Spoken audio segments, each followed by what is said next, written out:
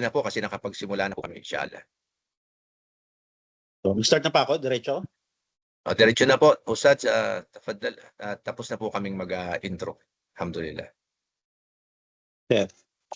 Bismillahirrahmanirrahim. Alhamdulillahi Rabbil Alamin. Wassalatu wassalamu wa ashrafil anbiya'i wal mursalin. Sayyidina wa nabiyyina Muhammad wa ala alihi wa ashabihi wa man tabi'ahum bi ihsan ila yawmiddin, amma ba'd. Usikum bi nafsi bi taqwallahi azza wa jal. كما قال تعالى في تنزيل يا أيها الذين آمنوا اتقوا الله حق تقاته ولا تموتن إلا وأنتم مسلمون. قال رسول الله صلى الله عليه وسلم وأصدق الحديث كتاب الله وخير الهدي هدي محمد صلى الله عليه وسلم وشر الأمور محدثاتها وكل محدثة بدعة وكل بدعة دلالة وكل دلالة في النار. Bagong lahat tayo muli ay magbukas sa pagdakila, pagluwalhati, pagpuri kay Allah subhanahu wa ta'ala at tayo magbigay pugay sa kanyang huling sugo na si Muhammad sallallahu alaihi wasallam, sa kanyang kapamilya, sa kanyang kapanalig at sino man nagsunod sa kanya at magsisusunod pa hanggang sa huling araw. Hinahabilin ko sa sarili ko at kayo na tayo ay matakot kay Allah subhanahu wa ta'ala ng tamang pagkatakot at huwag tayong pumayag na abutan tayo ng kamatayan na tayo ay hindi pa Muslim o nananatiling Muslim tulad ng habilin sa atin ni Allah sa Tanzil o pinababang aklat ang Quran. At tulad ng sinabi ng Propeta Muhammad sallallahu alaihi wasallam, wala nang ibang pinakamainam o totoong salita na mas higit pa sa Quran at ang pinakamainam na gabay na dapat nating sundan bilang Muslim o nag-aangkin man ng palataya, walang iba kundi ang bahagdan na iniwan sa atin ni Propeta Muhammad sallallahu alaihi wasallam. Ito ang pilalang bagay sa buhay na ito ang mula sa sabi-sabi at lahat ng sabi-sabi ay imbento at lahat ng imbento ay kaligawan. At lahat ng mga ihulog ni Allah sa apoy ng impyerno nawa ay ilayo tayo ni Allah patungkol dito. Batay sa salisay hadith wa an Abdullah bin Ganami al-Bayadi anna Rasulullah sallallahu alaihi wasallam maayos ba yung ating tinig? Choppy ba? Parang may nagbe-message sa atin na choppy daw yung ating boses. Estadadnan? Tulputol ba? Yes po, clear po, Abla. Ay, clear po, Ustad. Medyo minsan po ay naputol. Opo, Pero minsan pasensya na po kayo diretso kay opo, kasi may bagyo eh. Kaya medyo ano-ano yung ating signal. Qala Rasulullah sallallahu alaihi wasallam man kana hina yusbih Allahumma ma asbah min ni'matin fa min Allah wahdaka la sharika lak falakal hamdu wa lakal shukru faqad adaa shukra yawmihi wa man kala mithu dhalika hinna yumshi faqad adaa shukra laylati o kamakal. Siya nagsabi na ang sugo ni Allah sallallahu alaihi wasallam ay nagsabi, sino man ang magsabi nito sa umaga, o Allah, anumang biyaya mayroon ako ngayong umaga ay mula ito sa iyo. Nag-iisa ka at walang kapares, ang lahat ng papuri at pasasalamat ay sa iyo lamang. At tunay na nagpapasalamat siya, ang sabi ng Rasul sallallahu alaihi wasallam, kung sino man ang bumanggit nito, sa umaga ay tunay ngang nagpasalamat ka kay Allah sa umagang iyon. At kung ito ay banggitin mo naman sa gabi, ikaw ay tunay ngang nagpasalamat sa gabi o sa gabing iyon. Next slide po, Ustad. Bilang pagpapatuloy po ng ating pagtalakay sa umagang ito, muli dyan sa inyo sa Middle East at sa hapon naman ito sa Pilipinas, sa Far East, ito ay walang iba pa rin kundi sa pagtalakay natin sa aklat ng Syar al-Asma'ul Husna o yung pagpapaliwanag natin sa pangalang magaganda ni Allah. At sinabi natin na ito ay may kinalaman sa akidatu sahiha o tamang paniniwala ng isang Muslim na nagpapakita na ito ay mahalaga o napakahalagang paksain na may kinalaman sa tauhid o kaisahan ni Allah. Next slide po, Ustad. Noong nakaraang linggo ay ating tinalakay ang patungkol sa paksain ng dua. Ano ba ang pakahulugan ng dua ayon sa mga scholar at ano-ano ang pambabatas patungkol sa dua? At ano-ano ang mga pumipigil o nagiging harang para sagutin ni Allah ang ating mga dua. Next slide po, Ustad. Basa pa, Ustad, ang ating matan. Wala po kayong boses. قال الله تعالى ولله الأسماء الحسنى فادعوه بها ولذلك قال فادعوه بها وهذا شامل لدعاء العبادة ودعاء المسألة فيدعى في كل مطلوب بما يناسب ذلك المطلوب.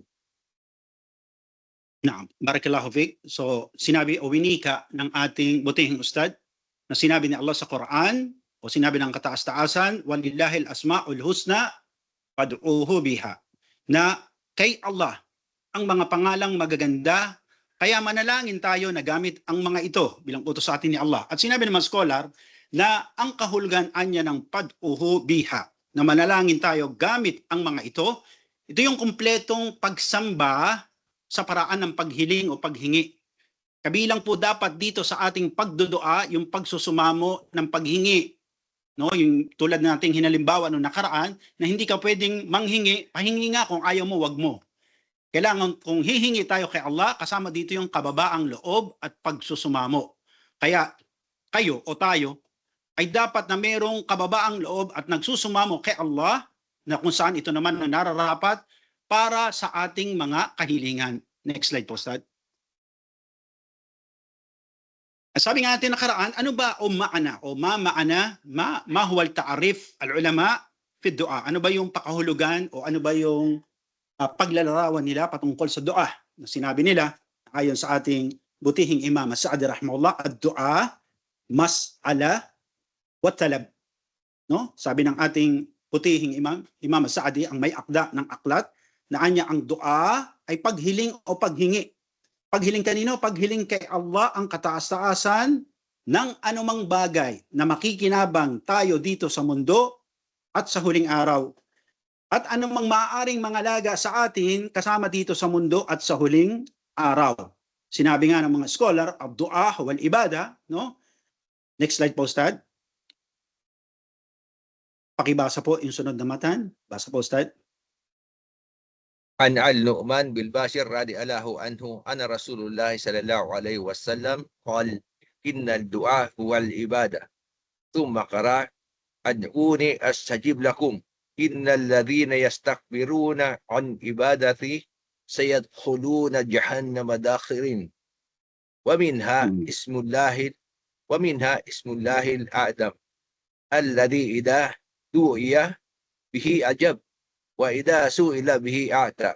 سؤالي هو ما هو اسم الله الأعظم الذي إذا دعي به أجاب وإذا سئل به أعطى؟ Mashallah, tabarakallah. Barakallahu fik, no? So, dito binanggit ng ating butihing ustad, batay doon sa matan o pangungusap na inuulat doon sa aklat, na kung saan nagsaad si Nu'man bin Bashirin, kalugdan-nawa siya ni Allah, na ito ay nagsabi na narinig niya na sinabi ng sugo ni Allah sallallahu alaihi wasallam na ang dua ay gawaing pagsamba. Pagkatapos binasa ng Propeta Muhammad sallallahu alaihi wasallam ang aya sa Quran sa pagsasabi, ad'uni astajib lakum, na manawagan daw tayo bilang utos ni Allah sa kanya at sasagutin tayo. At silang mga nagyabang o nagmalaki mula sa kanyang mga alipin o mananamba ay papapasukin anya sila sa impyerno na kahiya-hiya, ay ulat sa Kabanat Al-Ghafir.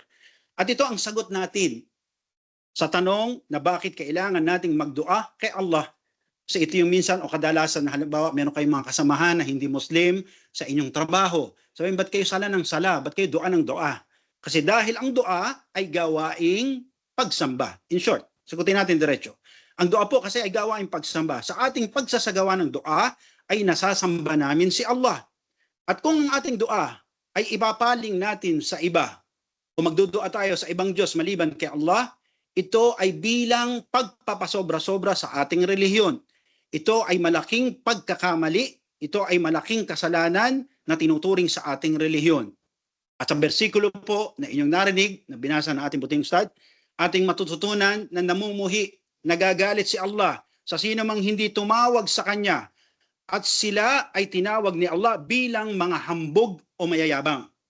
So kapag hindi ka pa marunong magdua kay Allah, hindi ka marunong humiling kay Allah, no, ang tawag sa iyo ng aya sa Quran ay isa kang hambog o mayabang. No? Subhanallah, dahil hindi ka marunong manawagan kay Allah. At sila ay iuhulog ni Allah, bunga ng kanilang kayabangan, iuhulog sila ni Allah sa impyerno, wa iyad billah. Next slide po, Ustad. Sinabi natin na dagdag pa ng mga scholar, أو معنى ang dua huwal ibada sawaan astajib o lam yastajib, no? Binasa ng ating buting ustad na ayon sa matan o sa panulat ng aklat na anya ang ating dua, tandaan nyo to, no? Ang ating dua, sagutin man o hindi ni Allah, ito ay gawaing pagsamba. Kaya ito yung bagay na magtutulak sa atin na meron kasing mga tao sa atin na mainipin, no? Kapag nagdua, sabihin, parang ang tagal sagutin ni Allah yung aking dua, o parang ayaw sagutin ni Allah ang ating dua. Ito po ay bawal nating isipin, no? Na iniisip natin tulad ng mga Hudyo, pinaratangan nila si Allah na siya ay barat, no? Madamot. Wiyadubila, no? Huwag natin isipin ito. Maaring merong delay sa ating dua na alam natin ang dahilan kung bakit sa ating mga sarili, no? Kaya sabi ng mga scholar, sinagot, hindi sinagot ang ating dua, ito ay tinuturing na gawaing pagsamba. Bakit? Dahil ito ay pagpapatunay lamang, pagpapakilala lamang sa iyong sarili na ikaw ay walang kakayahan na ibigay mismo sa iyong sarili o sa iyong pamilya ang iyong kailangan o hinihiling. Kaya tayo ay lumalapit kay Allah na siyang meron na tinawag naman sa aya bilang As-Samad. No? Ito ay bilang pagpapakilala sa iyong sarili na ikay walang kakayahan. Lumalapit tayo doon sa merong may kayang magbigay. No? Kaya ito ay tinatawag natin na ibada. Sinagot, hindi sinagot. Next slide po, Stan. Ngayon sabi natin, ano bang dahilan na hindi sinasagot ni Allah ang aking mga dua? O halimbawa yung inyong mga dua o yung ating mga dua. Sinabi nga ng ating buting ustad, no? Wa min ad-du'a la yasma, na kung saan merong mga dua, kahilingan, panalangin na hindi dinidinig. Ang kahulugan niya nito ayon sa mga scholar, hindi siya sinagot na para bang hindi ka naririnig, no? O kaya parang may busal yung kanyang tenga, may takip na kung saan hindi nailagay sa kaayusan yung iyong dua kay Allah. Maaring ikaw ay lumapit, no? Sabi natin, maaring ikaw ay lumapit at merong mga bagay na nagiging dahilan para maging harang sa pagsagot sa iyong dua. Kaya sabi nga naman scholar, nakakita ka ba ng tao na kaharap mo, kausap mo, pero parang hindi naman nakikinig sa iyo, no? Sa iba nakatingin, sa iba nakapaling, no? Hindi nagbibigay pansin sa mga sinasabi nyo. Ito yung binigay na halimbawa ng mga scholars ng Islam. Sabihin na Rasulullah sallallahu alaihi wasallam, min du'ain la yasma, na mayroong mga dua na hindi dinidinig. Next slide po, Ustad. Sabi nga ni Sheikh Shalih Fawzan, marami pong kadahilanan kung bakit hindi sinasagot ni Allah ang ating mga dua. No? Sabi nga natin, ito ay isa-isahin natin, insyaAllah. Sinabi ni Sheikh Shalih Fawzan, hafidhahullah, pangalagaan nawa siya ni Allah, na ang ilan sa mga pumipigil sa ating dua kay Allah ay ang mga sumusunod o yung 5 ya'li. Next slide po, Ustad.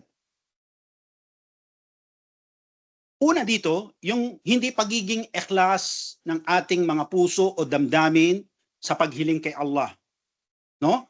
Sabi ni Allah subhanahu wa ta'ala, ba'a'udhu billahi minash shaitanir rajim, fala tad'u ma'allahi ilahan akhir.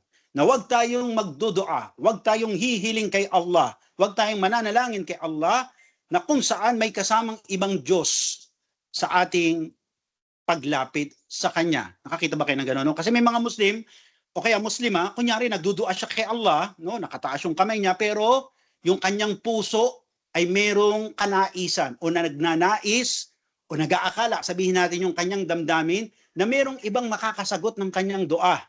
Meron pong ganyan, subhanallah, ayon sa ating mga scholar. No? Nagdudua ka, pero dun sa iyong kaibuturan ng puso mo, no, na hindi naman si Allah magbibigay nito, ang kafil ko, ang sponsor ko, o hindi naman si Allah magbibigay nito, kundi ang habi ko, wayadabillah, no? Sabi ni Allah subhanahu wa ta'ala, fala tad'u ma'allahi ilahan akhar. Kaya huwag tayong magtatambal sa ating dua. So paano ba ito uunawain? Magdudua tayo kay Allah na alam natin, batid nyo sa inyong sarili, na maaaring gumamit si Allah ng tao o bagay para ipagkaloob sa iyo ang iyong kahilingan. Next slide po, Ustad. Pangalawa, sabi natin na dahilan kaya nauudlot o may harang ang ating dua, dahil sa pagiging sarado ng puso sa ating dua, no? Inaakala nyo na, wala, hindi masasagutin ni Allah to no? No, parang binibigyan niya na parang imposibleng sagutin itong dua na to. No? Ito ay mga halimbawa na makikita natin sa pangyayari sa buhay ni Sayyidina Musa alayhi salam. Sabi natin na sila ay nasa kote na, no? Nandun na sila sa ending ng part ng lupa na kanilang tinatakbuhan. No? Ang kabila, dagat na pula. Anong sabi nila? Ay, wala na, huli na tayo. Hindi na tayo didinggin ni Allah, subhanallah. Ito yung mga bagay na pinagbabawal sa atin at nagiging dahilan para harangin, no? O maudlot yung ating dua. Qala Allah Ta'ala, "Idza sa'alat ibadi anni fa inni gharib, uhibbu ad-da'wa idza da'an." Sabi ni Allah Subhanahu wa Ta'ala kay Propeta Muhammad sallallahu alaihi wasallam, o kapag tinanong ka ng aking mga alipin o mananamba o Muhammad, sabihin sa kanila na ako ay malapit. Ibig sabihin si Allah malapit. Ako ay sumasagot sa panawagan kapag sila'y nananawagan. So itanong mo yan sa isip mo, Muslim, no? Kung tatawag ka kay Allah, malapit si Allah. Kasi usually po ang tao, wa'yad billah, no, yung pangalagaan tayo ni Allah, no, na kapag tayo ay merong suliranin, tayo merong pinoproblema sa buhay, iniisip agad natin yung malayo, no? Siguro yung nasa kamag-anak ko nasa Amerika pwedeng tumulong sa akin. O kaya sabihin na, o kaya siguro yung kaibigan ko na nasa Canada, no? O kaya sabihin natin, andito kami sa Pinas, ni Ustad na. Sabi, ay baka ang JDC ang pwedeng makatulong sa atin. No, nawawalang o naiisang tabi natin, naitsapwer natin na mayroon palang isa na tumutugon sa dua na siyang malapit, walang iba kundi si Allah. Normal po to, katotohanan, hakiki na nangyayari, no? Kapag tayo may suliranin, unang pumapasok sa atin ang nilalang ni Allah na kapareho nating namamatay. Hindi natin naaalala si Allah Subhanahu wa Ta'ala, iyyaka na'budu wa iyyaka nasta'in. Di ba? Subhanallah. Sabi nga natin, pag meron tayong pangangailangan, sinasabi natin, iyyaka na'budu wa iyyaka nasta'in. Ikaw ang aming sinasamba sa paraan ng alin? Pagdudua, gawain pagsamba. Wa iyyaka nasta'in, at aming inaasahan sa lahat ng bagay at panahon na sasagot at tutugon sa aming dua. No? Subhanallah. Kaya ito yung mga bagay na dapat magtanim, mag-iwan sa atin o magbaon sa atin ng aral sa ating mismong mga sarili. Next slide po, Ustad. Pangatlo, isang dahilan kaya pinipigilan ng ating dua ay ang pagkain ng haram ng isang muslima, no? Kasama dito yung pag-inom ng haram, pagsuot ng damit na mula sa haram. Sabi natin ito ay napatunayan, pinaliwanag natin ng nakaraan mula sa salaysay na naiulat mula sa Propeta Muhammad sallallahu alaihi wasallam, no? Sabi nga ng mga scholar, akal haram id wa warada anna nabiyyu sallallahu alaihi wasallam al-wa'id ash-shadid li fa'alahu. فإذا قد قال صلى الله عليه وسلم إنه لا يربح اللحم نبت من السحر إلا كانت نار أو لها كما قال. Sabi ng Propeta Muhammad sallallahu alaihi wasallam, inuulat na sinabi ng mga scholar na yung pagkain o paglunok ng pagkain na mula sa haram. Sabihin yung kwarta galing sa haram. Alam na natin ngayon, uso na naman ang botohan, no? Naglalagay ang mga sinasabi natin ang mga politiko, tatanggapin nyo, bibenta nyo yung boto nyo. Ito ay kasama sa pinagbabawal na salapi o kaya galing sa sabong, galing sa hay-alay, sa weteng, no? O kaya sa loto, mga bagay na pera na nagmula sa haram. Tapos ibibilang mo ng pagkain o bibili ka ng pagkain gamit ito at ipapasok to sa katawan. Ano ang sabi ng Rasul sallallahu alaihi wasallam? Innahu la yarbuh, walang laman, walang kalamnan, buto at balat. Isama nyo na yung mga bilbil yung tumaba ng dahil sa pera na nagmula sa haram, walang iba ang unang dadapo dito kundi ang apoy ng impyerno, wa'yad billah. Kaya sino man sa atin ang kumain mula sa pera na nagmula sa haram, no? At yung pagkain pinasok nyo sa inyong tiyan, wa'yad billah, lumaki ang inyong pangangatawan. Sabi natin, ang katawan ay merong halong haram. Next slide po, Ustad. Pang-apat na dahilan na binanggit natin, yung pagputol ng isang muslima sa ugnayan niya sa pusod o yung sinapupunan o yung ugnayan niya sa kanilang mga magulang, lalo na raw sa ating mga ina. Bakit? Sinabi ni Allah Subhanahu wa Ta'ala, wa wasaynal insana bil walidayna ihsana hamalatuhu ummu qarhan wa wada'ata qarhan. No? Subhanallah. May bidiin, may syadda, no? Qarhan. Na sinabi ni Allah ang kataas-taasan, at hinabilin namin sa mga tao, sa inyo, no? Na sa kanilang mga magulang ay maging mabuti. Pinagbuntis sila ng kanilang mga ina, malinaw, ina, hindi ama. Pinagbuntis sila ng kanilang ina na merong kahirapan at isinilang sila habang siya, ang inyong mga ina, ay hirap na hirap. Hirap na hirap. Subhanallah. May diin na dito binanggit si Allah Subhanahu wa Ta'ala. Tunay po, no? Na maraming mga muslima sa ngayon, nasabi natin kagagaling makisama sa ibang tao, sa kanilang kaibigan, sa mga kaklase. Pero kung tanungin natin kamusta sila sa kanilang mga magulang, ay matutunghayan natin sa iba at lalo mismo sa kanilang mga magulang na ang kanilang anak ay basura ang pag-uugali sa pakikisama sa kanila. At di man lang kamustahin kung ano nang lagay, gusto na kaya yung magulang ko, no? Kung may kinakain pa ba sila, may sinusuot pa ba sila, at maayos ba yung kanilang tirahan, lalo ngayong bumagyo, maraming lumubog. Nakamusta nyo ba ang magulang nyo kung paano? Ang bilis-bilis nyong lumimot, kayong mga Muslima, no? Sa mga taong nagturo sa inyo kung paano sila unang magsalita. Sa mga taong unang nagsubo ng pagkain sa inyong mga bibig. Sa mga taong unang nagturo sa inyo paano kayo lumakad. Hindi pa nga kayo marunong magsuot ng lampin, kung lampin pa panahon nyo, no? Ang babaeng halos mamatay-matay sa panganganak sa inyo ay inyo nang ibinaon sa limot. Subhanallah. Next slide po, Ustad. At doon sa tanong na sinabi natin, ano ba yung pinakamainam na dua na maaari natin hilingin kay Allah? Tinaulat din sa hadith, wa an Anas bin Malik, qal, ja'a rajulun illa Rasulullah sallallahu alayhi wa sallam qal, ya Rasulullah, ayu dua afdal? Qal, tas'alu rabbaka al-afu wal-afiya fi dunya wal-akhirah.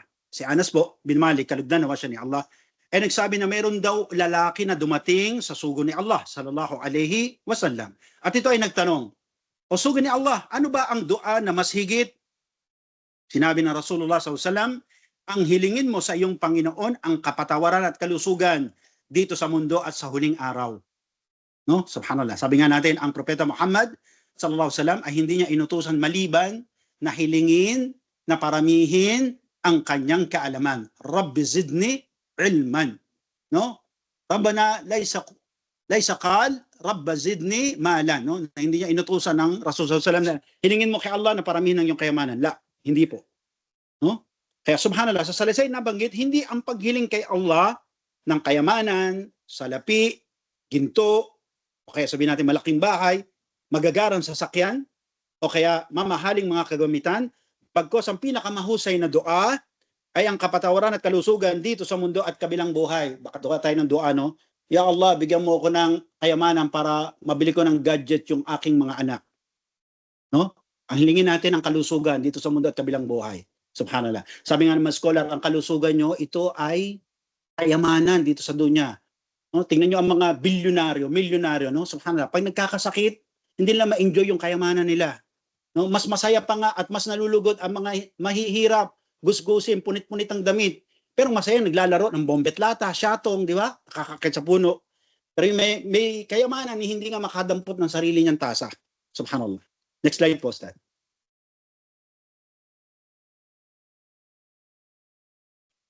Sabi din natin na ang dua, tunay po, na pumipigil sa anumang kapahamakan o kasamaan na maaaring dumating sa isang tao. Lalo ngayon, sabi natin, panayan sa kuna. Subhanallah, mapa Amerika, China, no? Sabi natin, subhanallah, Korea, kamakailan Japan, tapos dumating na siya sa Pilipinas, dumalaw na, no? Sabi nga natin, 31 mula kagabi, 31 na ang namamatay sa baha. Subhanallah. Ang dua, ito ay bagay ng mga ngalaga sa atin. Wa an Mu'ad bin Jabal, anna Rasulullah sallallahu alayhi wasallam qal, la yanfa'al hadarun min al-qadar, walakin ad-du'a yanfa'u mimma nanzal. Sabi po ni Mu'ad, na sinabi ng sugo ni Allah sallallahu alaihi wasallam, walang pakinabang anya ang pag-iwas-iwas natin sa qadar. Ngunit ang dua ang kapakipakinabang para sa kung ano ang ipinahayag at para sa mga hindi ipinahayag. Kaya manatili sa dua o alipin ni Allah. Ang sabi ng sugo ni Allah sallallahu alaihi wasallam. Kaya sa hadith na ito, ating matututunan. No? Kung nais natin na tayo'y lumayo, 10 ng ating pamilya, sa anumang disgrasya o kapamahakan, ay magdua tayo. Hilingin natin kay Allah na tayo at ang ating mga pamilya, ang membro ng pamilya, ay ilayo sa kapahamakan at disgrasya. Dahil ang dua ang tanging pumipigil dito. Next slide po, Ustad. Basa po, Ustad, yung matan. عن أبي هريرة رضي الله عنه النبي صلى الله عليه وسلم قال إن لله 99 اسما مئة إلا واحدا من أحساها دخل الجنة. رواه البخاري. Shukran po, Ustad. Sabi daw sa isang hadith na si Abi Hurairah po, kalugdan-nawa siya ni Allah, na ang propeta sallallahu alaihi wasallam ay nagsabi, katunayan daw na si Allah ay mayroong 99 na magagandang pangalan. 100 bawas ang isa, ibig sabihin 99. Sino man ang paghusayan ito ay papasok ng paraiso. Next slide po, Ustad. At sabi nga ng butihing Imam Sa'di rahimahullah, wa minha ismullahi a'dam alladhi idha du'iya bihi ajab. Tulad ng binasa ng ating ustad kanino. Wa idha su'ila bihi a'ta. Nakabilang dito sa mga magagandang pangalan ni Allah ay ang pangalang dakila, na ayon nga sa mga scholars ng Islam, kung gagamitin natin ang mga pangalang ito, yung magagandang pangalan, no? At na kung saan ang isa dito ay tinatawag natin na dakilang pangalan, kapag ginamit natin ito, ay ibibigay ang anuman ating hinihiling. Wag lang merong harang, no? Tulad ng binanggit ni Sheikh Saleh Fawzan. Batay sa isang salaysay o hadith, wa an Anas annahu kana ma'a Rasulullah sallallahu alaihi wasallam jalisan wa rajulun yusalli thumma du'a Allahumma inni as'aluka bi anna lakal hamd la ilaha illa ant al-manan badi'us samawati wal ard yadal jalala wal ikram ya hayyul qayyum. Sabi noon si Anas ay kasama ng sugo ni Allah sallallahu alaihi wasallam habang sila ay nakaupo. No? May isang lalaki na nagdasal, sabi natin sa masjid, at pagkatapos nagdua siya. Humiling siya. Sabi niya, O Allah, ako'y humihiling sa iyo, katunayan na sa iyo lamang ang papuri, walang Diyos maliban sa iyo, O Allah, ikaw ang almanan, ang mapagbigay. Badi'us samawati wal ard, nagpasimula ng mga kalangitan at kalupaan, at nagtatanga ng jalala wal ikram, kamahalan, no? Sabi natin kamahalan at karangalan. O ikaw na hayyul qayyum, walang hanggang buhay. No? Wa kana nabiyyu sallallahu alaihi wasallam laqad du'a lillah bi asma'ihil adim alladhi idha du'iya bihi ajab fa idha su'ila bihi a'ta. Sinabi nga ng propeta Muhammad sallallahu alaihi wasallam dun sa lalaki na marinig niya yung dua na yon, sabi niya katunayan na nanawagan ka kay Allah sa ngalan niyang dakila, na kung manawagan ka gamit ito, ay sasagot siya. At kung humiling ka, ay ibibigay niya. Subhanallah. Next slide po, Ustad. Kaya yung tanong natin, ano ba itong pangalan ni Allah na dakila? Na kapag nanawagan ng isa, gamit ito, ay sasagutin daw. At kung humiling daw tayo, gamit daw ito, ay ibibigay daw. Basa po, Ustad. اختلاف أهل العلم في اسم الله الأعظم من حيث وجوده على أقوال. القول الأول إنكار وجوده أصلا لاعتقاد لهم بعدم تفضيل اسم من أسماء الله تعالى على آخر.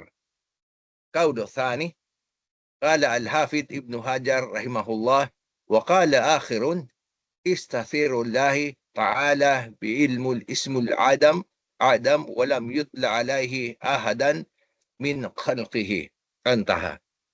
القول الثالث قول من إثبات وجود اسم الله الأعظم وعينه وقد اختلاف هؤلاء المائن في الاسم الأعظم على 24 قولا. Okay. Jazakallah khair.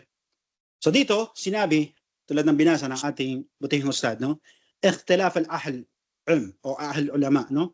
Magkakaiba ang mga pananaw ng mga scholar patungkol sa kung ano daw yung dakilang pangalan ni Allah mula dun sa sinabi natin na 99 names, no?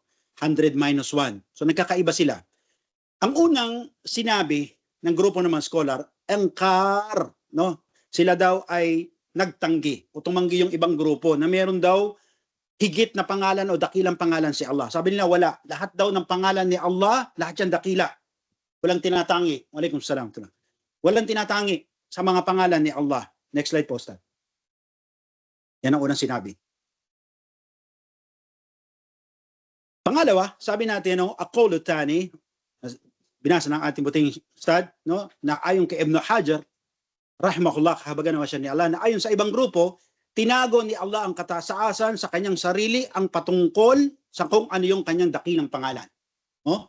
Inuulat din to ni Ibn Hajar sa kanyang aklat. Sabi niya sa Fathul Bari na kung saan may mga grupo ng scholar na nagsabi na meron nga na Ismul A'dam, no? Sabi natin yung dakilang pangalan, ngunit anya ito ay tinago niya sa kanyang sarili at wala siyang pinagsabihan dito. Ito yung pangalawang pananaw nila. Next slide po, Ustad. Pangatlo, sabi natin ang Qulit Talit, no, na kung saan kanilang binagyang diin o pinatotohanan nila na meron namang dakilang pangalan si Allah. Ngunit sila ay nagkakaiba-iba kung ano ba yun. No? Alin ba yung pangalan na yun mula dun sa 99 names na binanggit. Wakala Syekh Albani rahimahullah at sinabi niya, no, kahabagan naman siya ni Allah, dapat yung malaman na ang mga scholar ay magkakaiba ng pananaw sa kung ano yung dakilang pangalan ni Allah. Ayon kay Imam Albani rahimahullah, may 14, no? Sabi nga ng buting ustad, 14 o 14 kaula, no? 14, 14 yung sinabi patungkol dito. So hindi siya nagkakasundo kung ano dun sa 14 na yon, no? At itinala din ito ni Ibn Hajar sa kanyang aklat sa Fathul Bari. At kabilang dito ang mga pangalan na nabanggit tulad ng Huwa, La ilaha illahu o ilahuwa, Huwa daw. Ayon sa ibang mga pananaw, meron man nagsabi na Allah ang kanyang dakilang pangalan. Meron din nagsabi na Ar-Rahman, Ar-Rahim ang kanyang Ismul A'dam o dakilang pangalan. Meron din nagsabi na Hayyul Qayyum, walang hanggang buhay. Meron din naman nagsabi na Al-Hannan, yan daw ang pangalan ni Allah. Meron din naman nagsabi na Al-Mannan. At meron din grupo na nagsabi na Badi'us Samawati wal Ard. At meron din nagsabi na Dul Jalali wal Ikram daw ang dakilang pangalan. At meron din nagsabi na Al-Ahad, o parang yung Qul Huwallahu Ahad, Al-Ahad daw. At meron din naman nagsabi na As-Samad. At meron din grupo na nag-angkin na ang dakilang pangalan daw ni Allah ay Lam Yalid, Walam Yulad, Walam Yaqul Lahu Kufuwan Ahad. At merong iba, o akhirin na nagsabi, na ang pangalan daw dakila ni Allah ay Rabb. At ibang mga eskola pa ay nagsabi na ang dakilang pangalan ni Allah ay La ilaha illallah. Subhanallah. Next slide po, Ustad. Wa alay al-arghab min al-tilqa al-aqwal inna al-ism Allah al-a'dam huwa Allah. No? Kung sabi ng ating may akda ng aklat, no? Si Imam Sa'di rahimahullah. Ngunit ang mas tamang pananaw daw sa mga nasabi na ang pinakadakilang pangalan ni Allah ay ang Allah. No? Ano yung dakilang pangalan ni Allah? Patay doon sa 99 asman, no? Wa qawlan, sabi doon, yung mismong ngalang Allah. So ano yung greatest name of Allah? Allah. No? In short, ito yung pangalan na sumasakop ayon kay Imam Sa'di sa lahat ng ibang mga magagandang pangalan at kanyang katangian. At ito ang pangalan na kung saang pangtangi at mas higit na walang ibang nagpangalan nito maliban lamang sa kanya. At marami mga scholar ang umayon sa pananaw na ito. Meron bang ulat na 50 mga batikang scholar noon na mga Salafatus Salih ang umayon sa pananaw na ito. Next slide, Ustad. At ang mga batayan nila patungkol sa Allah, ang dakilang pangalan mismo ni Allah, binanggit, wakala Ibn Qayyim rahimahullah, Ismullahi dal ala jami' al-asma' al-husna wa sifat. Sabi ni Ibn Qayyim rahimahullah, isa siya sa mga umayon na Allah ang pinaka-dakilang pangalan niya. Nasabi na ang pangalang Allah ay sakop ang lahat-lahat ng mga pangalang magaganda at katangian ni Allah. No, ibig sabihin lahat ng sifatihi, no? Sifatihil ula, lahat ito ay anya nagdi-describe kay Allah subhanahu wa ta'ala ayon kay Ibn Qayyim. Sinabi rin ni Muhammad bin Hassan, sami'tu Abu Hanifa rahimahullah, no? Al-ismullah al-a'dam huwa Allah. At sinabi rin ni Muhammad bin Hussein na ayon daw kay Imam Abu Hanifa. Maring kilala to ng mga old student, no? Si Imam Abu Hanifa. Kahabagan nawa siya ni Allah. Na ang pinakadakilang ngalan daw ni Allah ay Allah. At ito din ang pananaw ni Imam At-Tahawi. Merong aklat niya na Aqidatu At-Tahawi, no? At iba pang mga bantog na scholar, karamihan na kung saan ang mga scholar nito ay bihasa pagdating sa loga. Ibig sabihin sa lingwahe ng Arabe, no? They agreed, nagkasundo sila na ang dakilang pangalan ni Allah ay Allah. Next slide po, Ustad. Ganun din sinabi ni Ash-Sharbini, Ash-Shafi'i, o sinabi ni Imam Ash-Shafi'i rahimahullah, wa indal al-muhaqqiqin, innahu al-asmullahi al-a'dam, faqad dukira fil Quran al-Aziz 2360.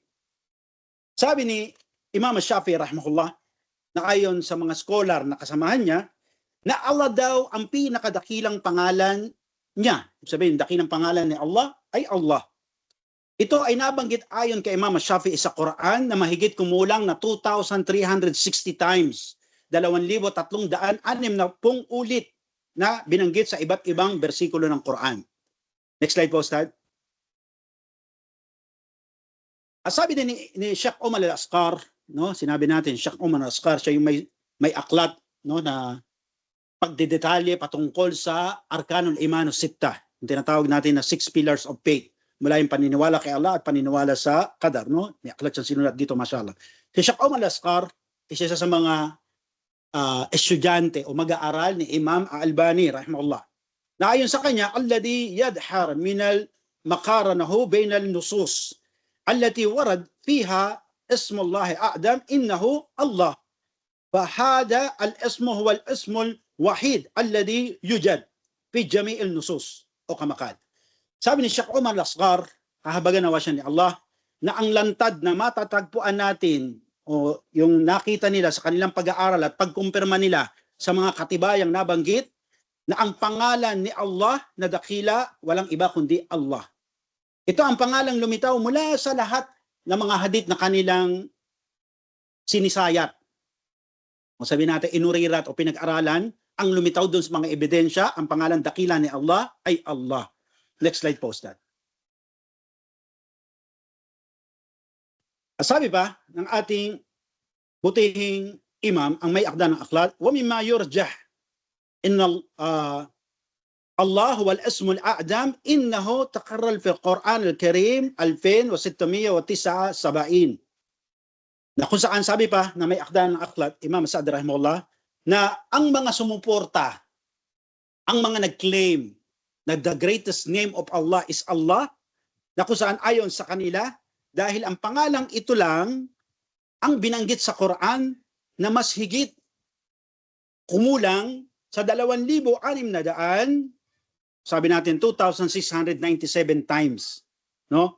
At ito, sabi ng ating butihing imam, Imam Sa'di, na inuulat sa pag-aaral ng Al-Mu'jam Al-Mufahras. Sila yung grupo na nag-aaral ng Quran, no? Kabilang dito sa kabuang bilang ng salita, nakasama daw doon sa 2,697 yung pagbanggit sa aya na Allahumma. Okay? Subhanallah. Next slide po, Ustad. Bilang buod, sabi natin, no? Bilang buod, isa pa po, Ustad. One more slide, please. Yan. Bilang buod, sabi natin, pakibasa po, Ustad. Wala po kayong tinig. قال ابن حجر رحمه الله وهو أرجح من حيث السند من جميع ما ورد في ذلك. عن أبي أمامة رضي الله عنه أن رسول الله صلى الله عليه وسلم قال اسم الله الأعظم في سور من القرآن 3 في البقرة وآل عمران وطه. Yeah. Jazakallah khair. So sabi, binasa ating buting ustad na wakala Hafiz, sinabi ni Hafid ibn Hajar, kahabagan nawa siya ni Allah. At ito raw ang pinakamalapit sa mga naiulat patungkol sa paksaing ito kung ano yung pinakadakilang pangalan ni Allah. Na ayon daw sa hadith na si Abu Umama, kalugdan nawa siya ni Allah, na ang sugo ni Allah sallallahu alaihi wasallam ay nagsabi, ang pangalan ni Allah na dakila ay nasa 3 kabanata ng Quran. Al-Baqarah, Ali Imran, at Taha. No? Kung saan sabi ni Allah subhanahu kama qala ta'ala fi surah Al-Baqarah, Allahu la ilaha illa huwa hayyul qayyum. Kaunat Al-Baqarah, na sinabi ni Allah, siya si Allah, walang ibang Diyos maliban sa Kanya, ang walang hanggang buhay.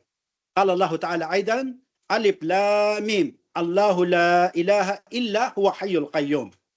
Sa kabanata Ali Imran, sinabi ni Allah, katastasan, Alif Lam Mim, Siya si Allah, walang Diyos maliban sa Kanya ang walang hanggang buhay. Ang pangatlong binanggit, qala Allah Ta'ala, innani anallah la ilaha illa ana. No, na sinabi niya lang katastasan, katunayan ako anya si Allah, walang Diyos maliban sa akin. Ito ang ginamit na katibayan ng mga pumabor sa ang dakilang pangalan ni Allah ay Allah, na ayon kay Hafid ibn Hajar na inuulat bilang katibayan ng may akda ng aklat. Next slide po, Ustad. Ayan. ويأتي في الدرجات الثانية من قوة كونه اسم الله أعظم الحي القيوم. Yung pangalawang pananaw naman, na kung saan bibigyan natin ng daan, na pinaboran ito ni Imam An-Nawawi at Sheikh Salih Al-Utaymin rahimahullah, na ang pangalang dakila daw ni Allah ay Hayyul Qayyum. No? Ang pinakadakilang pangalan. Ngunit, ayon nga sa mga mufassirun o mga scholars ng Islam, na sila ay may pananaw na hindi maaaring sabihin o kapitan natin yung pananaw na Hayyul Qayyum. Kasi sa hadith na inilatag bilang katibayan na ang dakilang pangalan ni Allah Hayyul Qayyum, merong mga nag-narrate o nag-ulat sa hadith na ito na kabilang sila Ubaydullah ibn Zaid, na sila ay mga taong hindi mapagkakatiwalaan sa pagpapahayag o pag-uulat ng ahadith. Kaya ito ay inilaglag o hindi ibinilang ng mga scholars natin bilang isa sa dakilang pangalan ni Allah, yung Hayyul Qayyum, bagkos ang dakilang pangalan ni Allah walang iba kundi ang Allah. Naam. Next slide po, Ustad.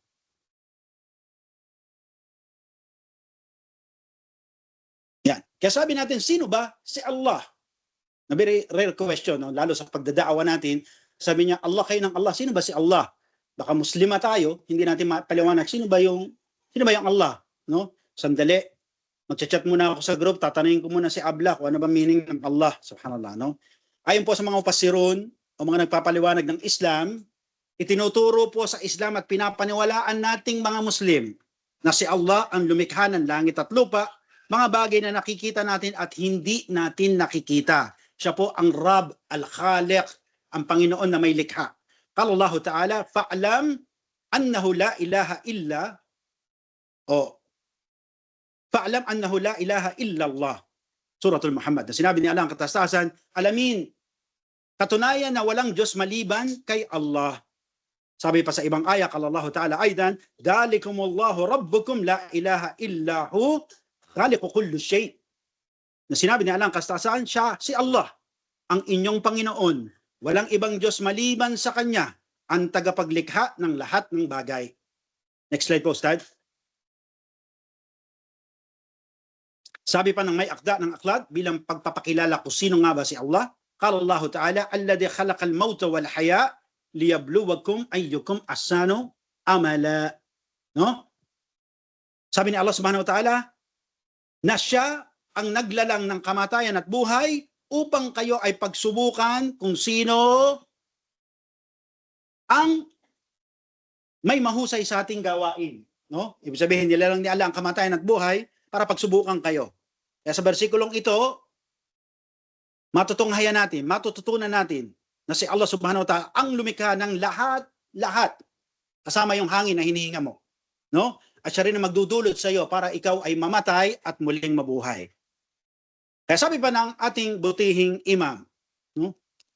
Rahimahullah, فَإِذَا خَالَ عَنْ مُسْلِمْ اللَّهُ رَبِّي فَمَعَنَا إِنَّ رَبُّهُ هُوَ الْذَاتَ الْعَدِيمَ بالعلم والكلام والرحمة والوجه يدين وغير ذلك من الصفات في القرآن والسنة رسول صلى الله عليه وسلم. Kaya sabi ng ating butihing imam, Imam Sa'di, kapag anya sinabi ng isang Muslim, ano ba sasabihin nyo, nagtanong kayo, sino si Allah?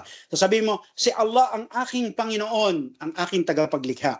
No? Ang kahulugan daw nito, matuto tayo, pag sinabi nyo na si Allah ang ating tagapaglikha, ang ating Panginoon, ang kahulugan daw nito, ang maana nito, na ang ating Panginoon ay dakila na inilarawan mismo yung kanyang sarili sa Quran sa pamagitan na siya yung maalam, no? Na si Allah ay nagsasalita, kaya nga may aya ng Quran, na si Allah ay maawain, na si Allah ay may mukha, na si Allah ay may kamay, may binti, may paa, no? Sabi natin, at ang mga katangian ito ay hindi natin pwedeng ihalin tulad o itulad sa kanyang mga nilalang. Wa hada ma'ana ma qara'at wa huwa adah la ishkhala fihi. Sabi nga ng ating putihing imam na ito yung kahulugan ng ating binasa, kababasa lang, na ito ay malinaw at hindi malabo sa isang Muslim, no? Ito ang kahulugan na sinasabi ng mga scholar na ang pangalan ni Allah ay mga pangalan at paglalarawan. No, nakabaliktaran naman sa mga pangalan ng iba na mga pangalan lang na tanyag lamang. Tinutukoy natin dito yung mga Diyos-Diyosa, no? Kahulugan halimbawa ayon sa kanya na ang pangalang halimbawang Buddha, Krishna, Baphomet, Lucifer, ito ay mga pangalan ng kanilang Diyos-Diyosa na wala namang paglalarawan. Hindi tulad ng mga pangalang magaganda ni Allah, halimbawa, Ar-Rahman, ang mawain, tumutukoy ito sa kanyang rahma o awa. Halimbawa sabihin natin, ang Ar-Rahim, o kaya mahabagin. Tumutukoy naman to sa pagiging rahima o habag ni Allah at iba pang kanyang magagandang pangalan. Next slide po, Stan. Kaya maaring tanungin kayo sa inyong pagpapalaganap ng ating relihiyon. Dahil ito sinabi natin, tayo ang tama, sila ang mali. Kaya sabihin nyo, bakit alaba ang tawag nyo sa inyong Diyos o inyong sinasamba? No? Bakit ba Allah? Saan ba napulot yan? No? So ayon po sa mga mufassirun, nagpapaliwanag ng Islam, al-Muslimun ya'budun Allah alladhi a'buduhul jami' al-anbiya wa rusul. No? Sabi ng mga scholar ng Islam, tinuturo po sa Islam at pinapaniwalaan nating mga Muslim na ang pantanging pangalan ng dakilang lumikha ay Allah. Kung bakit? Dahil ito naman talaga yung pinangalan niya, pinili niyang pangalan sa kanyang sarili at ito ang pangalan na kanyang pinakilala sa kanyang mga sugo at propeta. Ma huwa dalilu? Anong katibayan dito? Sinabi ni Allah subhanahu wa ta'ala, ba'da a'udhu billahi minash shaitanir rajim, ya Musa, innani ana Allah, Rabbil alamin. No? Sinabi ni Allah ang kataas-taasan, o Moises, katunayan na ako si Allah, ang Panginoon ng sangkalikaan, Kabanata Al-Qassas. Sabi pa sa ibang aya, kala Allah Ta'ala, innani ana Allah, la ilaha illa anna, fa'budni wa aqimis salata lidikri. Na sinabi ni Allah ang kataas-taasan, katunayan na ako si Allah. Sino ang kausap ni Allah dito? Si Musa pa rin. No? Walang ibang Diyos maliban sa akin. Kaya sambahin mo ako at magsagawa ng pagdarasal bilang pag-alala sa akin, Kabanata Taha. Next slide po, Ustad. Kaya dito makikita natin na sa kapanahunan pa lang ni Musa ay kilala na ni Musa o ni Moises alayhi salam ang kanyang Panginoon na ang pangalan o ngalan ay Allah. Kaya ang tanong natin, kilala ba mga naunang nasyon pa? So sabihin natin, i-rewind pa natin, mas palumain pa natin. Mas kilala ba ng mga naunang nasyon o mga tao ang salitang Allah bilang pangalan na nag-iisa at tunay na Diyos? Dito sabi ng mga scholar ng Islam, mula pa ng lalangin, likhain, ang kauna-unahang tao ay kilala na o tanyag na ang pangalang Allah. Kahit ang mga naunang nasyon ng mga propeta at sugo ay tanyag ang pangalang Allah. Sabi na may akda ng aklat, Allahu wahida alladhi da'anuhu alayhi salam fi qawmihi. Na sinabi na may akda ng aklat, si Allah, naiisa ang siyang ipinangaral ni Propeta Noe. Mas lumato kay Moises, no? Propeta Noe. Alam niyo yun? Yung arko, yung baha, dakilang baha, no? Ito yung pinangaral niya na pangalan ng Diyos na dapat sambahin sa kanyang nasyon. Qala Allah Ta'ala, laqad arsalna Nuhan illa qaumihi faqala ya qaumi a'budullah ma lakum min ilahu ghairi. No? Sinabi niya lang katasasan bilang pagbabalita sa atin, katunayan na aming sinugo si Noe sa kanyang nasyon. At kanyang sinabi, aking nasyon o mga tao ko, sambahin niyo si Allah, wala kayong ibang Diyos maliban sa kanya, ako'y natatakot para sa inyo sa parusa ng araw ng dakila. Never po, hindi sinabi ni Propeta No, na sambahin niyo si Jesus, ako nga El Shaddai. Hindi. Sinabi niya, sambahin niyo si Allah. Subhanallah. Next slide po, Ustad.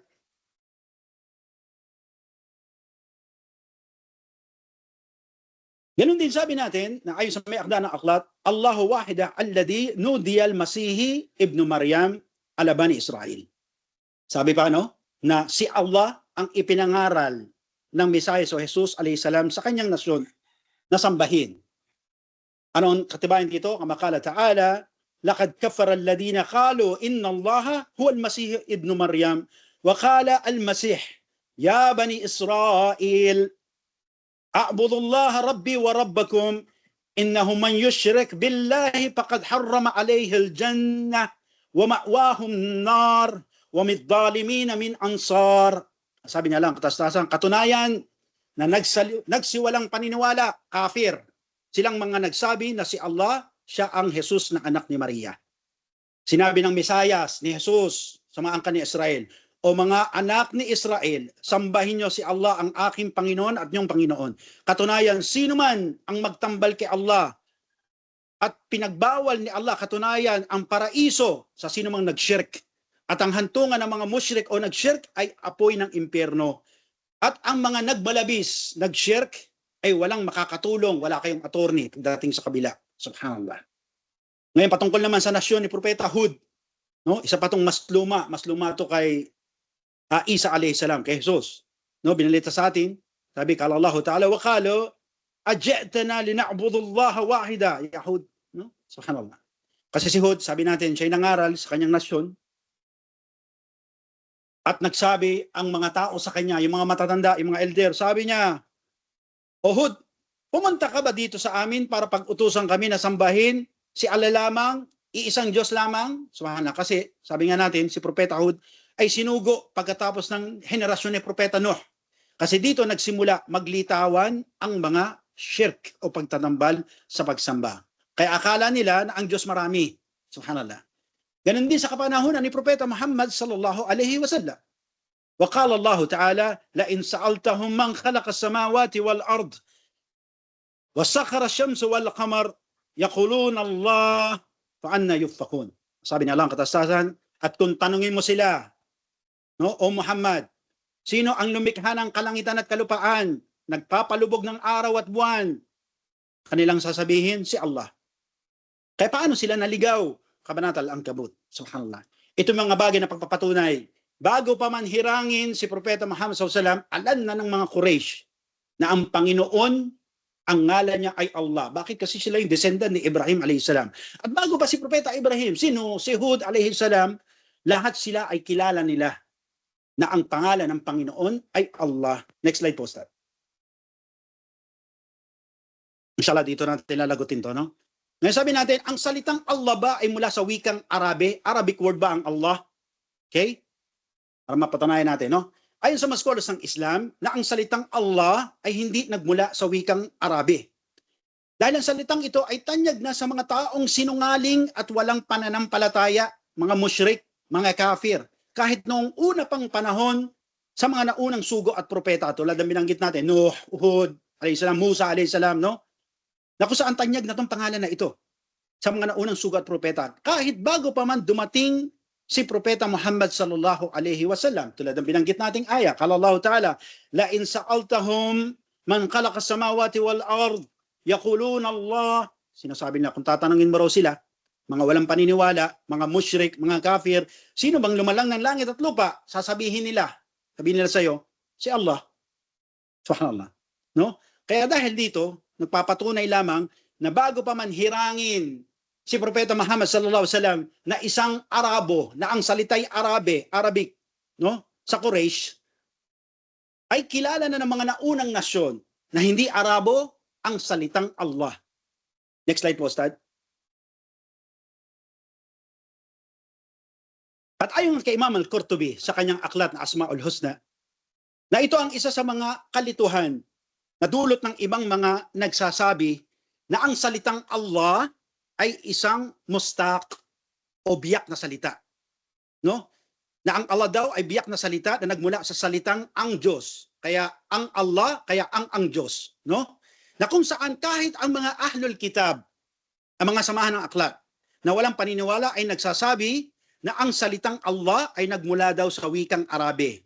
Buhay pa ang mga Syrian na Christian, ang Lebanese na Christian, no? Subhanallah. Tatanungin sila, sinong Diyos nyo? Subhanallah, malinaw. Sasabihin nila, Allah. Allahu Akbar, no? Nagpapatunay na kilala nitong mga musyrik na to si Allah. Kaya tama si Allah sa pagsasabi niya sa Quran, no? Yaqulun Allah, sasabihin nila Allah. Kaya ang Allah, no, nasabi nila na ito daw, yung mga nag-aangkin na to, na nagmula daw sa wikang Arabic o Arabe, kahulugan daw nito ang Diyos, at hindi daw ito ang pantanging pangalan na nag-iisa at tunay na Diyos na may likha ng sangkalikaan. Sinasabi nila na ang Allah daw ay biyak na salita, hindi siya one word, no? Al-Ilah, Allah al-Ilah. Meron nga tayong shahada, di ba? Asyhadu an la ilaha illa Allah. So paano nangyari? Kaya sabi ni Imam Al-Qurtubi, rahimahullah, ito yung isa sa mga pagkalito na binanggit na mga nangangaral na sinasabi na ang Allah ay nagmula sa biyak na salita na ang kahulugan ay ang Diyos. Dahil kung iisipin nating mga Muslim, dahil kung aakalain natin bilang mga Muslim, na ang Allah ay nagmula lamang sa wikang Arabic o Arabe sa Tagalog, Arabe. No? Ibig bang sabihin na ang salitang Allah o ang pangalang Allah ay nagsimula lamang sa panahon ni Propeta Muhammad sallallahu alaihi wasallam? O ibig bang sabihin na hindi kilala ni Propeta Abraham at Lut ang pangalang Allah? O ibig bang sabihin na hindi kilala ni Propeta Moises at Propeta Aaron ang pangalang Allah? Ibig bang sabihin nila na hindi kilala ni Propeta David at Propeta Solomon ang pangalang Allah? Dahil hindi sila mga Arabo. Ibig bang sabihin na hindi kilala ni Propeta Jesus at Juan Bautista ang pangalang Allah? Dahil ayaw nga sa tagbag-ulat na sila ay Aramaic, Hebrew, ayaw sa angkin ng mga Hudyo. Kung ating bibigyan ng puwang ang mga ito, sino ang kanilang Diyos, ano ang pangalan na tinatawag nilang Diyos? Subhanallah. Talaga mayroong pagkalito, tulad ng sinabi ni Imam Al-Qurtubi. Kaya ang isang Muslim, sinabi natin, no, kapag tinanong kung ang salitang Allah ba ay wikang Arabe, ang ating sasagot, hindi po.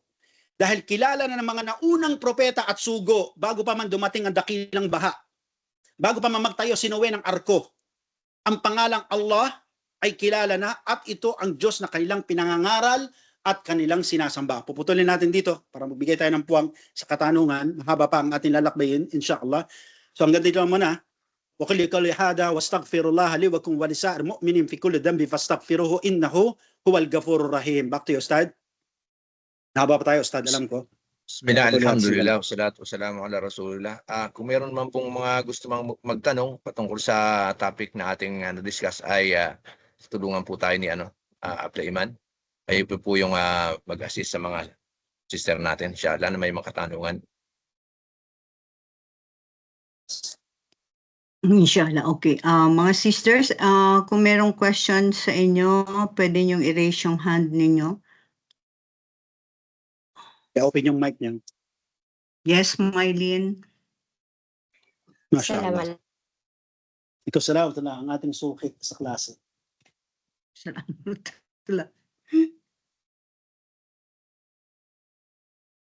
Sige, Mylene, i-unmute mo yung yung mic mo, okay. Alaikum. Ito salamat ng klase. Ito tanong lang. Brother, tanong ko lang po about doon sa anak na kung makapag ako nasasaktan yung alam mo doon yung anak na kung makapag-asta sa magulang is akala mo sila na yung mas mataas kaysa pinagmulan nila. Alam mo yun? Paano po Opo. ang ibibigay sa kanilang payo na magbigay ng respeto? Okay po. So, isa lang yung binanggit sa atin ng mga scholar dito. I think ito ay isang malaking sampal sa kanila, no? Maaring hindi nila danasin ngayon, pero it will be, for sure. Dahil Islam ang totoo at Islam ang nagsasabi ng totoo. Sinabi po ng mga scholars ng Islam, al-jaza'u fi jins al-amal. Tandaan nyo yan, yung word na yan, no? Al-jaza'u fi jins al-amal. Kung anong ginawa mo sa magulang mo, gagawin din sa'yo ng anak mo.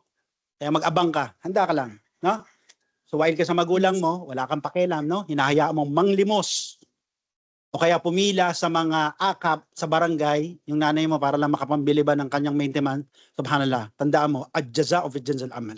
No? Pagkakatandaan mo, ang ginawa mo sa magulang mo, gagawin din ng anak mo sa'yo.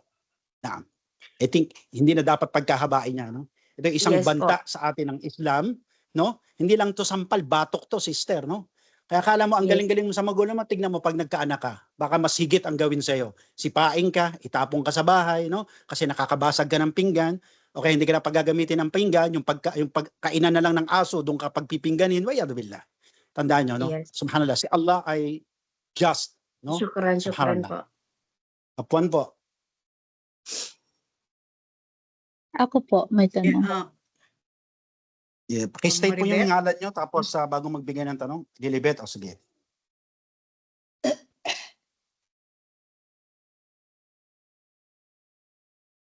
Ako po, may tanong.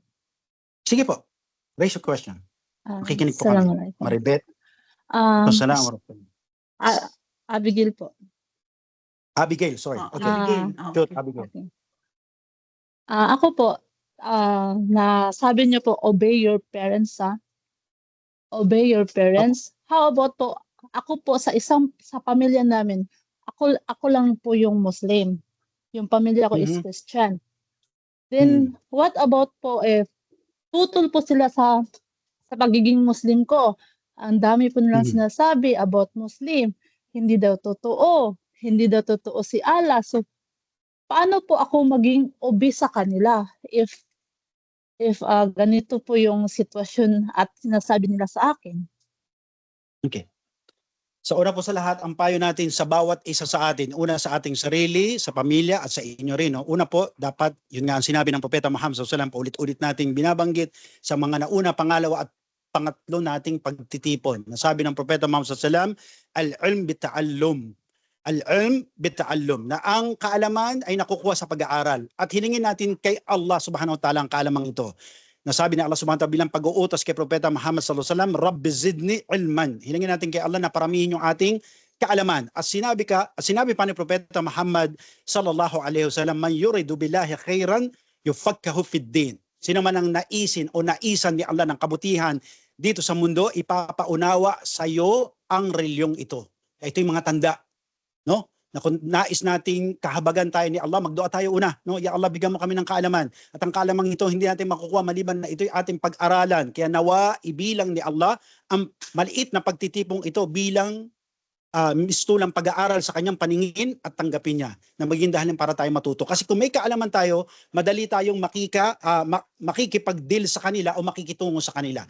Sabi ni Allah subhanahu wa ta'ala sa aya, innama yakhshallaha min ibadihil ulama. Sa ibang aya, no, la yastawi alladina ya'lamun walladina la ya'lamun. Sabi ni Allah subhanahu wa ta'ala, ang tunay nga may mga natakot kay Allah. Ang mga may takot sa Diyos ay silang mayroong kaalaman. At sabi pa ni Allah subhanahu wa ta'ala, pareho ba ang may alam sa walang alam? So ito yung unang gadget, unang weapon na gagamitin natin ng kaalaman. Ngayon sabihin natin, paano yun? Hindi ako Muslim. Hindi sila Muslim, tas Muslim ako, tas kung ano-ano yung sinasabi nila. Sabi ng Propeta Muhammad sallallahu alaihi wasallam bilang guideline natin dito, no? Sabi ng Propeta Muhammad sallallahu alaihi wasallam, la asyadul bilaan al-anbiya thumma salihin thumma antal wa amtal. Sabi ng Propeta Muhammad sallallahu alaihi wasallam, ang pinakamahigit at sobra-sobrang pagsubok ay dinadanas ng mga propeta at sugo at pagkatapos ng matutuwid at pagkatapos ng matutuwid at pagkatapos ng matutuwid. Hindi ba magandang bushra o balita ito sa atin?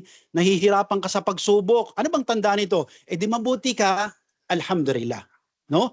Pero ang sabi ng Propeta Muhammad sallallahu alaihi wasallam, ang pinakamahigit, siyempre una yung propeta. Pagkatapos yung mga matutuwid, pagkatapos yung matutuwid, pagkatapos yung matutuwid. Kaya kung nabibigatan ka, tanda yun na ikaw ay matuwid sa paningin ni Allah subhanahu wa ta'ala, at ito ay tanda na minamahal ka ni Allah. Ngayon sabihin natin, Muslim ako, tapos sila hindi. Paano ko naman pakikitunguhan yung parents ko na hindi Muslim? Tandaan niyo, ang Propeta Muhammad SAW, inalagaan siya ng kanyang tsuhin. Mula nung maliit pa siya, hindi pa siya propeta, hanggang sa maging propeta, hanggang mamatay ito, pinangalagaan siya. Tapos hindi siya Muslim. Paano pinakisamahan ng Propeta Muhammad SAW ang kanyang mga tsuhin? Na alam natin, yung kanyang tsuhin nga, subhanallah, buhay pa, sinusumpanan ni Allah sa Quran. No? Ano ang dalil? Sabi ni Allah subhanahu wa ta'ala, tabbat yada abi lahabi wa tab. Buhay pa yung tsuhin niya. Pero pinakasamahan ba ng masama? Hindi. Nakisama siya, pilit siyang nagdadaawa sa kanila. No? Patuloy sila. Mas lalo to kung magulang. Dahil ano, sabi ni Allah subhanahu wa ta'ala, rabbuka an la ta'budu illa iya wa bilwalidayna ihsana. Sabi ni Allah subhanahu wa ta'ala, walang hinabilin sa atin, walang pinag-utos sa atin, maliban na sambahin lamang si Allah na iisa at sa ating mga magulang ay maging mabuti. Ngayon tatanong mo, hindi sila Muslim, Muslim ako. Paano ba ang pagiging mabuti sa kanila? Subhanallah, ang mga sahaba, ang mga naunang balik Islam sa atin, ang mga sahaba. ang mga companions ng Propeta Muhammad sallallahu alaihi wasallam. Si Abi Huraira, si Bilal ibn Rabah, no? Sabi natin si Musayb ibn Umair, lahat ang mga ito, ang kanilang mga magulang ay sinusumpa sila. Si Musayb ibn Umair, kung alam niyo lang, isa sa mga sahaba na tinagurian siyang bilang bulaklak ng companion. He was the flowers of the companion ng Propeta Muhammad sallallahu alaihi wasallam. Subhanallah, itong tao na to na sabi nga natin kung merong mayaman, siguro mga lahi ito ng Ayala, no? Tinanggal ng kanyang magulang yung kanyang kayamanan dahil sa pagyakap niya sa Islam. At siya ay pinayuhan ng Propeta sa patuloy kang makisama sa kanilang mabuti. Naghirap itong tao na to, no? Subhanallah. Hanggang siya ay mamatay malagutan ng kanyang hininga, ngunit patuloy at patuloy na dinadawahan yung kanyang nanay. Kaya nang tanungin ang scholars ng Islam, si Muhammad Mukhtar Ash-Shamkiti, rahimahullah, ano ba yung kahulugan sa ayan na albir? Ang sabi ng mga scholar, ay yamfaqihuma wa ziyaratuhuma. Ito, akma to, lalaki, babae, no? Ang sabi ng puting scholar na to, na tafsir daw ng ayan na yung nakahulugan ng pagiging mabuti sa magulang, antustusan natin sila, lalo sa kanilang katandaan, at bisitahin sila. Lalo ngayon, bagyo ngayon, no? Nangalipad na yung mga bahay, naguhuna, no? Wala nang madaanan, ang mga donasyon hindi makarating sa kanila. Kinamusta niyo ba yung magulang niyo kung paano? Kasi hindi man natin mabisita, ang layo nyo. What's ziyaratuhuma? Paano mabisita? Ngayon high-tech na, mag-video call kayo o mag-text kayo. Kung hindi maabot yung kapitbahay, tawagan, baka may number kayo. Kamustahin sila. Pagiging mabuti. Na maaring ito yung maging dahilan ng pagpatuloy natin pakikisama mabuti sa kanila na gamitin ito na maging daan para buksan yung kanilang puso sa Islam. Nakuha po? I hope nasagot natin yung tanong ni Sister. Barakallahu fiki. Sister Maribeth? Iman? Yes, Maribeth. Yes, Sister Maribeth. Yes po. Yes po. Assalamualaikum warahmatullahi wabarakatuh, Alaikum Ustad. salam wa rahmatullahi wa barakatuh. Mayroon pa akong tanong, but before that, ako po ay nagpapasalamat po, Ustad, sa lecture niyo po at napasok po talaga sa aming puso. Maraming salamat po. Ustad, ang tanong ko po ay, how about about yung isa siyang nag-accept siya ng isang Islam, Muslim siya, but hindi siya lumalabas siya sa labas, hindi siya nag-hijab, tapos nagdarasal naman siya. Sana patawarin lamang siya ni Allah sa kanyang ginagawa, baka hindi pa niya ang kanyang pagiging Muslim. So, at patawarin din pa ko ni Allah na ako nakakita mismo at sinisita ko siya. Ano po ba ang Sige po, tuloy po. ano po Pick up ang your sword. ano? Ano po ang pwede nating gawin?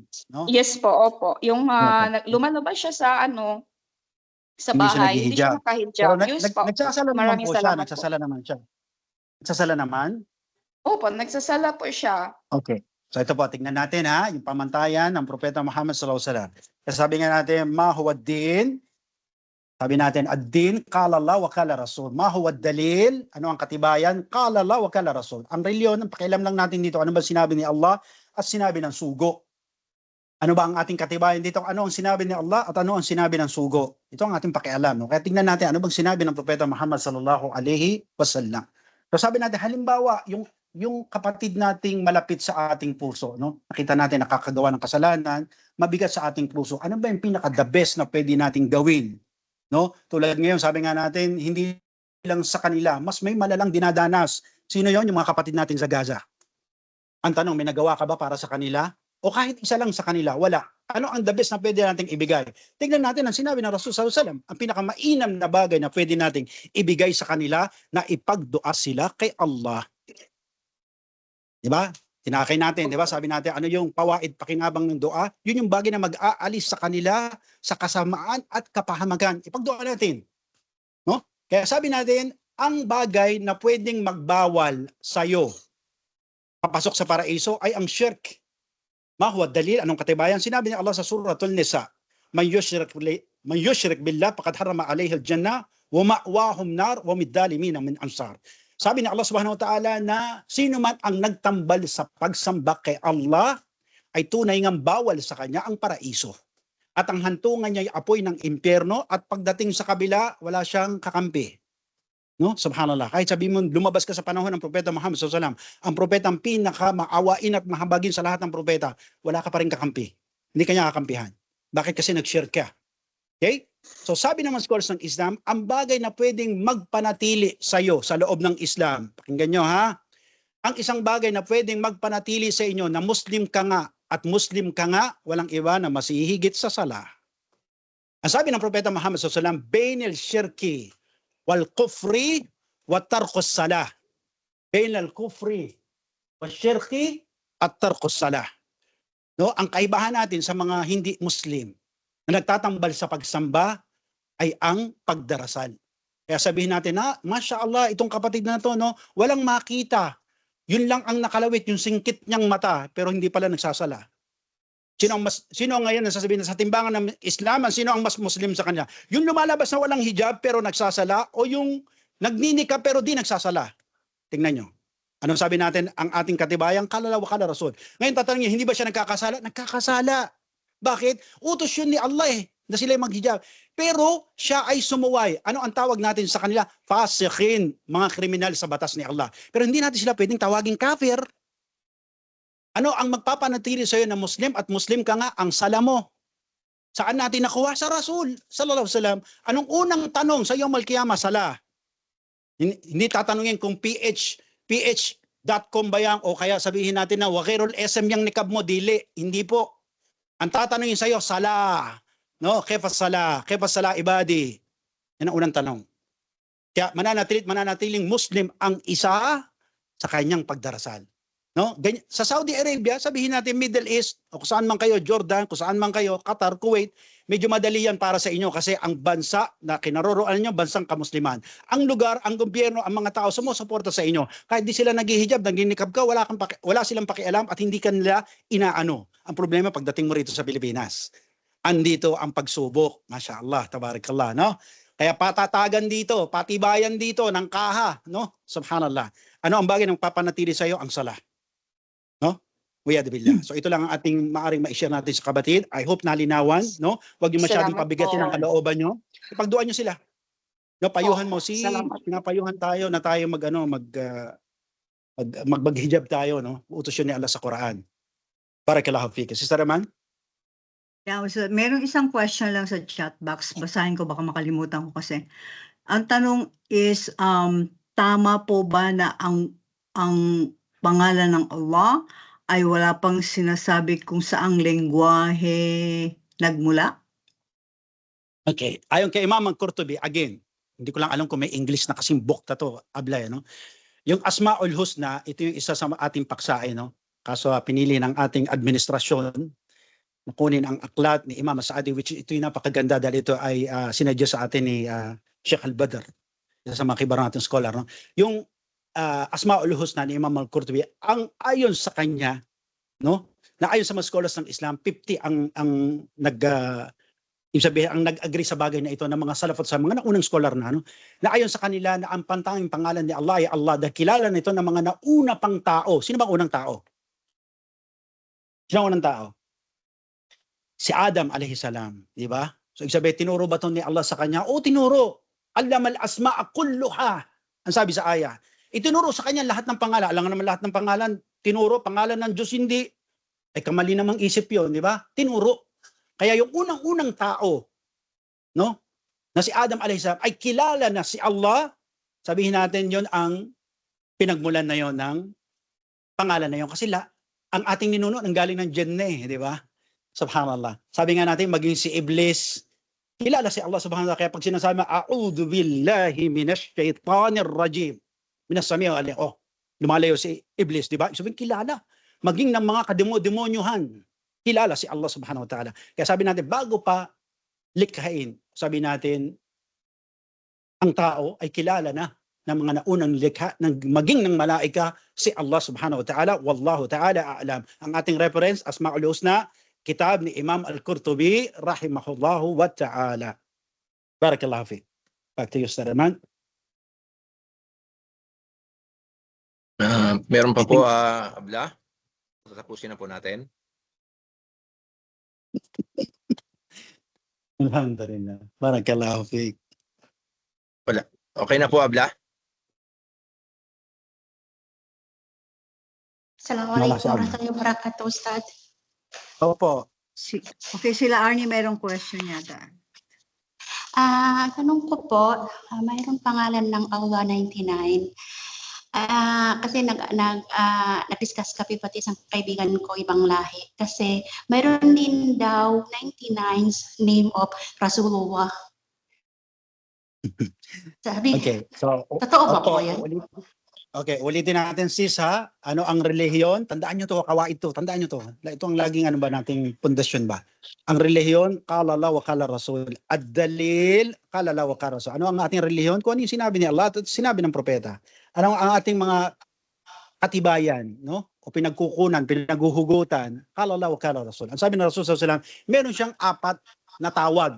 4 lang yun no? Hindi mo na natin babanggitin ngayon kasi ang paksa natin, ang bida dito si Allah subhanahu wa ta'ala, 4 yun. No? 4.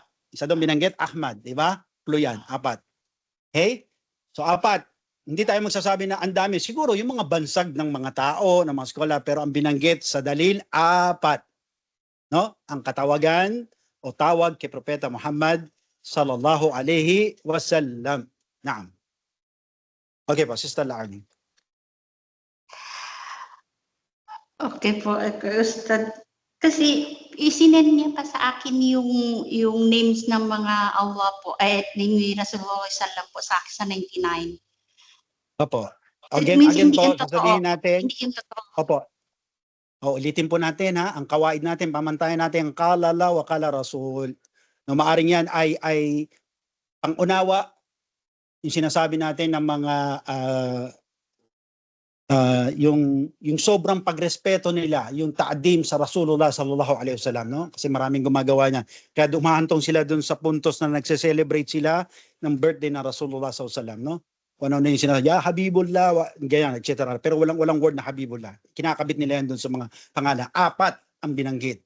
Kasi ang ating pakialam kung anong sinabi ni Allah, sinabi ng propeta. Ito sinabi ng propeta mo sa 4 yung kanyang mga pangalan na banggit, no? Sa hadith mismo na sahih mula kay Propeta Muhammad sallallahu alaihi wasallam. Back to you, admin. Okay, syukran, Ustad. I think wala na. Okay. Wala na yata tayong oras. Maricel Benito and Clarissa May, I will try to ibibigay ko kay Ustad ang katanungan nyo. Sasagutin natin sa inshallah, sasagutin niya sa GC, okay? Malesh at sobra-sobra na tayo sa oras. Ustad Adnan, pwede mo nang i-close? Muli dinadalangin. Opo, Ustad, meron pang mga questions sa inbox. Inshallah, talakayin na lang natin to at kabahagi to ng ating paksa na pinutol natin ngayon. Sasagutin natin to next week. Biid nila kung buhayin tayo ni Allah subhanahu pagkakataon tayo ng lakas at kalusugan. Ganyan na. Okay po, muli dinadalangin natin kay Allah subhanahu wa ta'ala na tanggapin niya yung ating oras ng pag-aaral at ibilang niya ito sa ating mabubuting gawa. At nawa ay gawing madali sa atin ang pagsasabuhay ng lahat ng ating pinag-aralan at nawa ay bilang tayo sa mga nagpapasalamat, humihingi ng tawad sa kanya, nagbabalik loob sa kanya. Subhanakallahumma bihamdika asyhadu an la ilaha illa anta astaghfiruka wa atubu ilaik. Assalamualaikum warahmatullahi wabarakatuh. Waalaikumsalam warahmatullahi wabarakatuh. Sister Iman, paiwan ko na lang po sa inyo yung mga suggestion na kung pwede raw 4 p.m. tayo mag-start Philippine time, 11 a.m. sa Saudi. Iwan ko po yan sa inyo ha. Tinanong ko yan sa kanya. Mamaya, nakuha na namin yung majority, inshallah. Okay, bahala po kayo ha. Okay, inshallah. Okay, type. Assalamualaikum warahmatullahi wabarakatuh. Jazakumullah khairan. Ayan po.